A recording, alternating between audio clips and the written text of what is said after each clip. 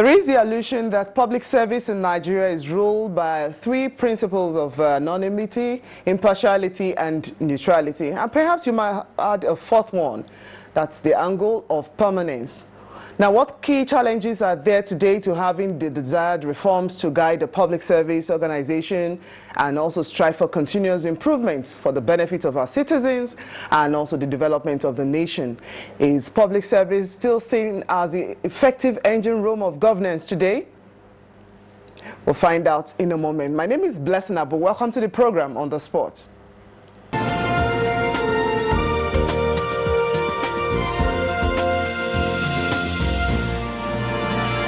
My guest had his Bachelor of Arts degree from Ahmadu Bello University. His postgraduate diploma is in management from Usman Danfodio University, Sokoto. He also followed up with a master's degree in business administration at the same university. And he had his executive education from Harvard Kennedy School, Washington, that's in the United States of America.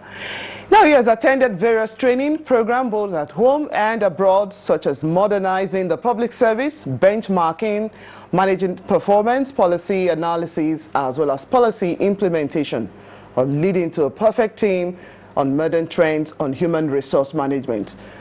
Well, for some who cannot write memo, how about taking a look at writing council memo? My guest is also versed in that. He's also on strategic human resource management. He has his masterclass on that.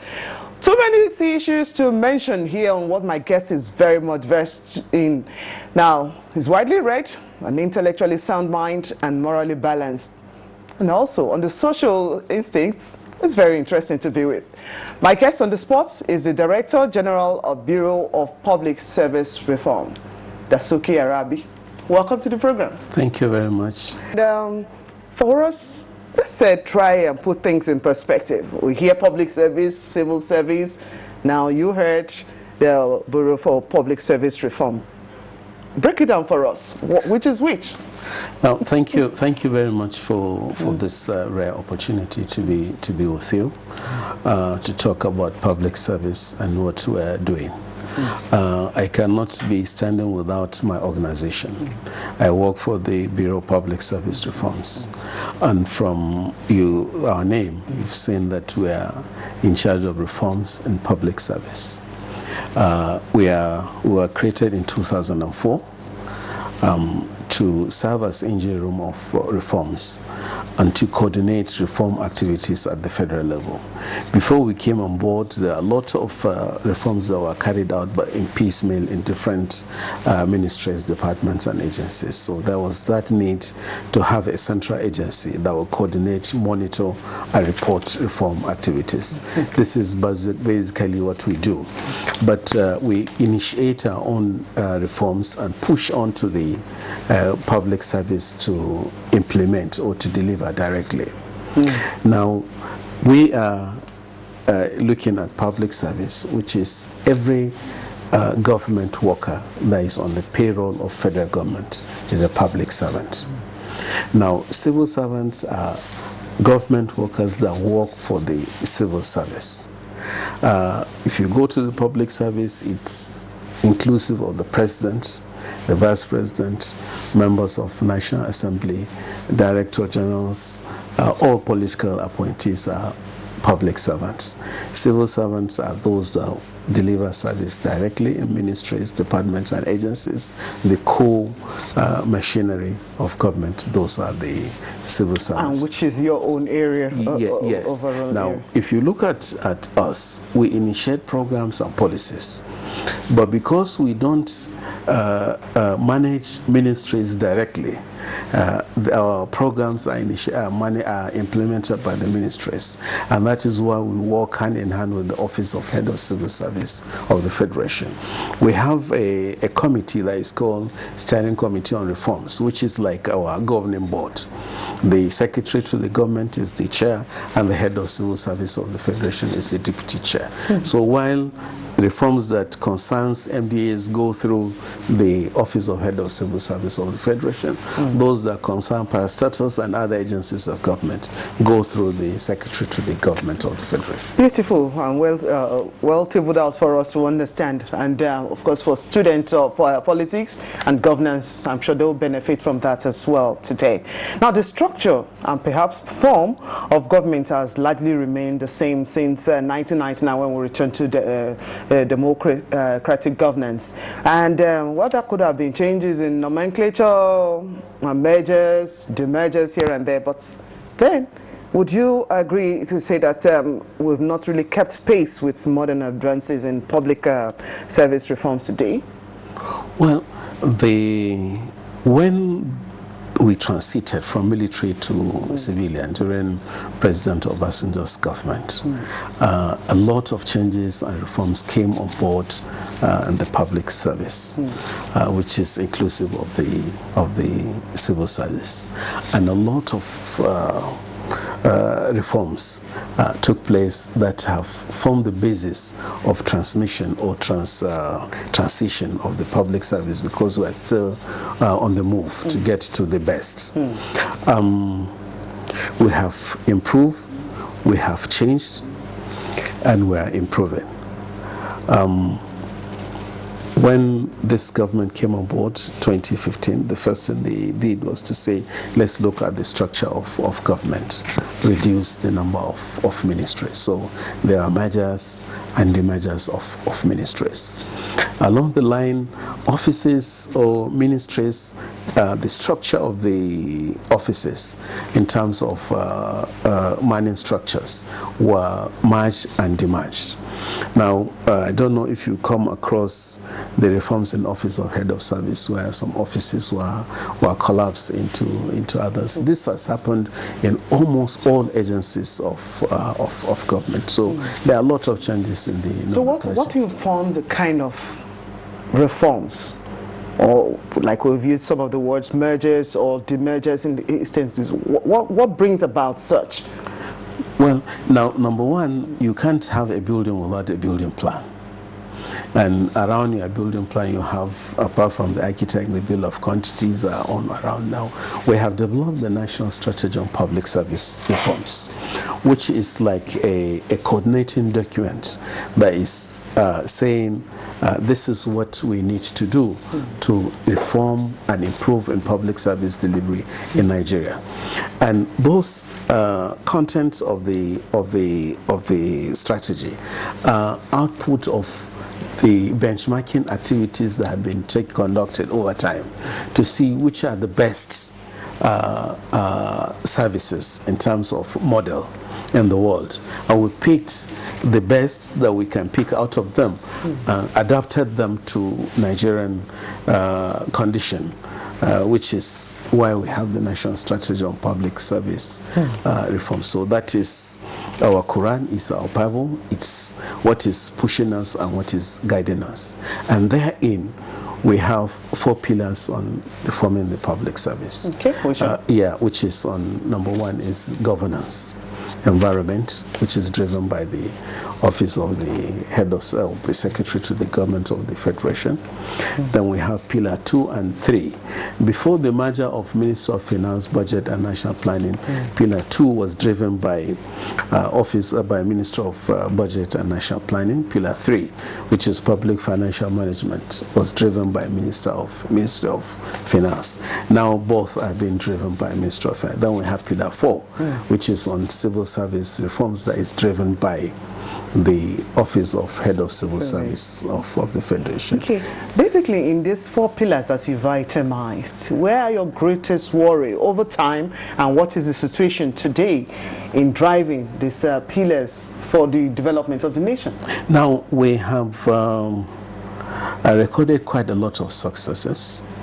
We are not where we should be. But if you look at Pillar 4, Pillar 3, which is public financial management, it is almost 85% done. We have automated the public financial management. We are paperless. Treasury single account is on. BVN is on. GIFMIS is on. IPSAS is on. Now, the Accountant General of the Federation has gone beyond to say, okay, even audit, we can do our audit online without getting to the ministries. That is just giving us about 80 to 85% of that. So we are successful there. And that has improved the ratings of Nigeria as a nation within the international community, which is because it has increased transparency. It has reduced level of man-to-man contact in managing the process of payment, contracts, and other things. Now, Pillar 4 too, the head of service, they've done quite a lot. In fact, they have gone beyond us to do 2017-2020 strategic plan, which is captured in the main national strategy that we have.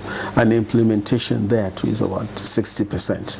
But you agree with me that Pillar 4, civil service, it's the most difficult to be transformed immediately. So it's being done in piecemeal. What's the difficulty there? Well, the difficulty there is because of the peculiarity of the institution, the size, and the interest.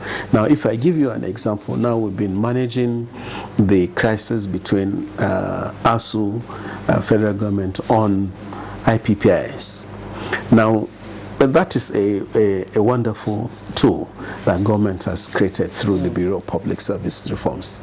But because ASU feel they have peculiarities, they should be given special page on IPPI. So these are some of the problems, and over time we have not done too many things we were supposed to do them. So there are issues of cultural orientation before we get balance. Okay. But I think we are getting there. All right, there's something interesting from your CV, and I want to use that to see one of the issues of the moment. Yes, it's not too much in the public eye, but it's something that is very important for us to look at. And that's what we're taking a look at. Something about memo, writing council memo. And just before we came on, we were having a back joke that some people can't even present normal memo, how much more, just a serious memo. Of recent, we've seen instances where memos are originating from a particular office. Even before it gets to be worked on, it's already leaked out to the public. And for members of the public, we think this is not something that it should be encouraged, especially when it involves high government decisions. Tell us what it takes to actually generate such memos and the process it takes, and even before the public gets it, it's already in the public domain.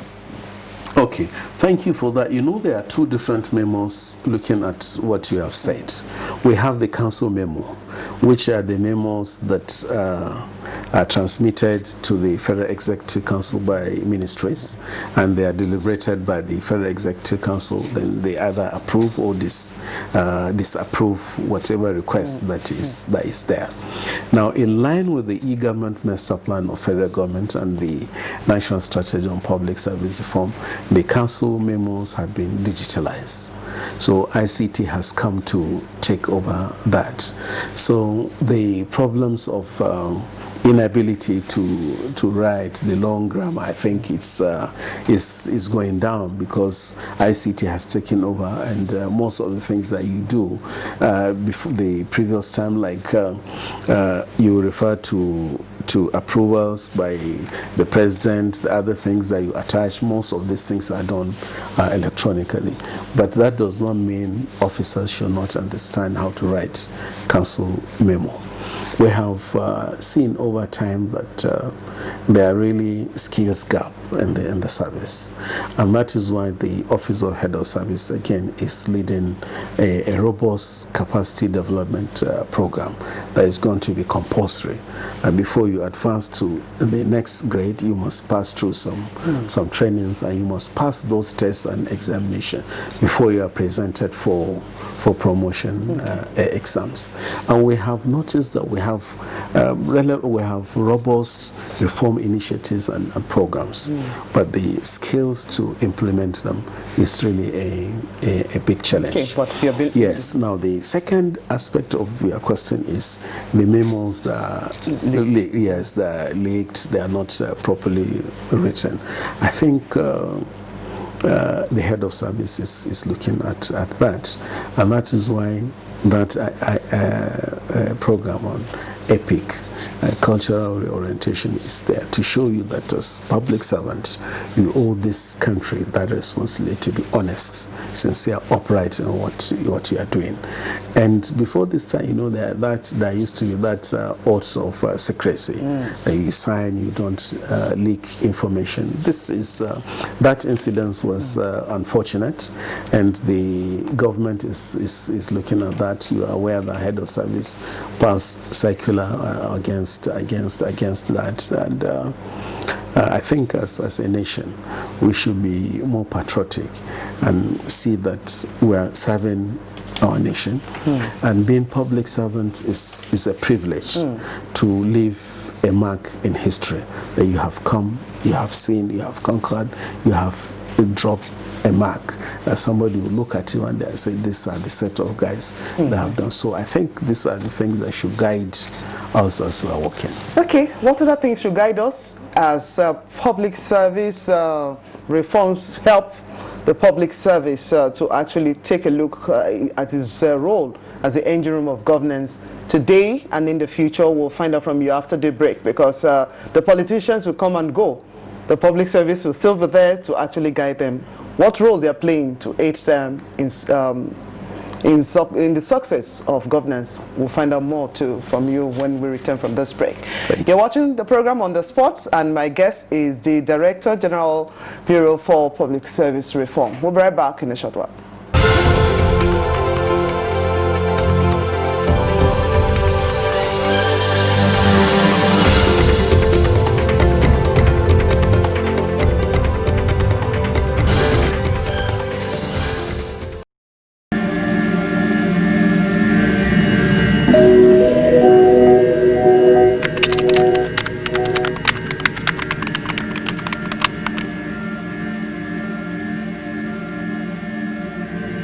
The program is On the Spot, and we're taking a look at public service reform even in this dispensation. My guest is still seated, and DG sir, let's take off from where we stopped before the break, and we're taking a look at the issue of memo leaking and all of that. Now, before that, you also touched on the aspect of requisite skills in this dispensation. Now, COVID-19 threw us into another realm entirely, and now what we have as the new normal is people now working from homes, and I'm sure the whole gamut of the MDAs were not prepared, and even if they were, it wasn't as what hit them. Now people have to work from home, and perhaps it might keep on like that for some time, and perhaps that will bring on to us another form of set of reforms that you might likely to be looking at. Tell us what is new this time around with COVID-19 and from your end and for public service generally? You know, COVID-19 is a disaster, a pandemic that has come. It's taken a lot of lives, but I think it has its own advantages. Over time, the National Strategy on Public Service Reforms has been looking at digitalization and automation of public service delivery in Nigeria. Digitalization of all our processes, from beginning to the end, everything around public service should be digitalized, and that is what we have done successfully under Pillar 3 of the public financial management, with the tools that I've told you we have jointly brought on board. So we are hoping that now that COVID has come, it has shown us that we can't just do it without ICT. Everybody must embrace and keep on to the national strategy on public service reforms and the strategy of Office of Head of Civil Service of the Federation.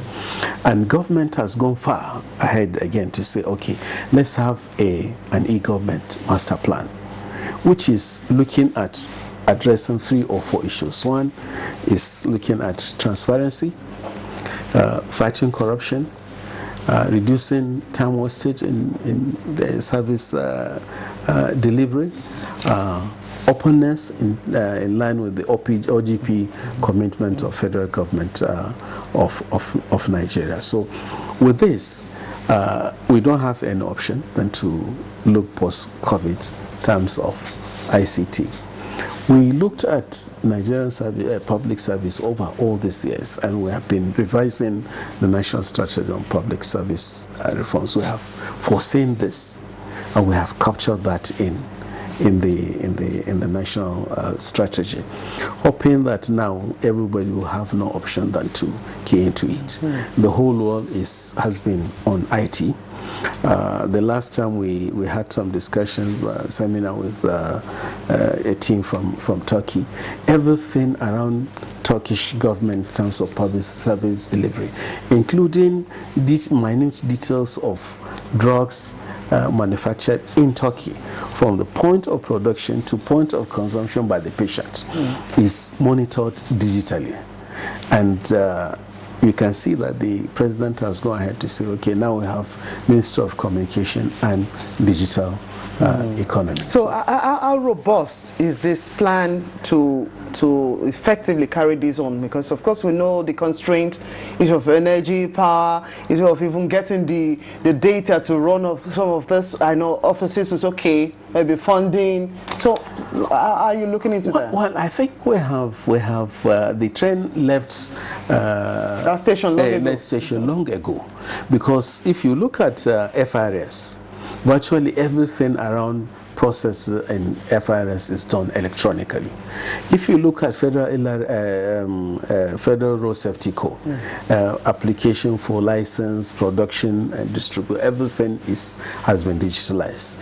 If you look at Nigeria Immigration Service, you see they have digitalized their process. You could say perhaps because this one. Now, if you look at the Cabinet Secretary, as I told you, it has been digitalized. So we are all of it. Yes, all of it. Yes. So we don't see how people maybe but you can see now. Carrying you can see now. If my boss doesn't minute on this one, it will not go over this one. Now, yesterday, this morning, the head of service had issued a circular saying all records and processes of managing information in the service must be done digitally, which is another step towards getting to the national strategy. So what monitoring and evaluation we have put in place? We have a robust NYE framework around the national strategy on public service, which covers the entire public service. And at the end of every 2 years, we produce what we call compendium on public service reforms, catching reforms that have been implemented and seeing what has happened. And we do a lot of impact assessment studies, perception surveys to go around and say there have been reforms around NTA. And we go to Azare and say, are you aware there's NTA in Nigeria? Are you watching them? Have they improved? Have they changed? So we do that, we document that, and we send it to the president, who is the chairman of the National Council on Reforms. So the last word to the public servant, to the public service institutions, what more would you want them to see through your own eye of reform, and what you need to do, what they need to do quickly to help get us to where we're going? Now my take, number one, is we have a leadership that is interested in reforms. The president is passionate, he is keen about reforms, he is interested, and he's given all the operators go ahead. So we have a leadership. Now we have this opportunity to change and reform everything that we want to change. And we have policies and programs and plans and strategies on ground.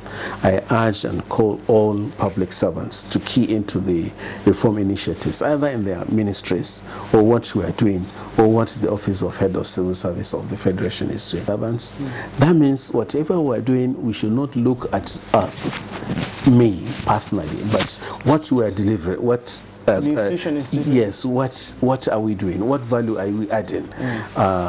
Ours in Bureau of Public Service Reforms is we will not sleep until the quality of public service delivery has improved and gotten to the stage of being the first among the first 20 economies by the year 2025. So we call on all public servants to look at their own corner, tidy up their own corner, and what we call building blocks. NTA is doing their own, road safety is doing their own, immigration are doing their own, FRS is doing, head of service, we are doing our own. Building blocks, it will be for us to actually achieve that which you want to see as reforms in the public service. Yes. Director General of the Bureau of Public Service Reforms, Dasuki Arabi, thank you for coming on the spot. Thank you very much. We wish you well as we mark another season of public service reform day. Thank you very much. And that's our program for this week. We appreciate your time. Thank you for watching. We hope to see you join us again where we'll bring to you another interesting guest on the spot. My name is Blessing Abu. Goodbye.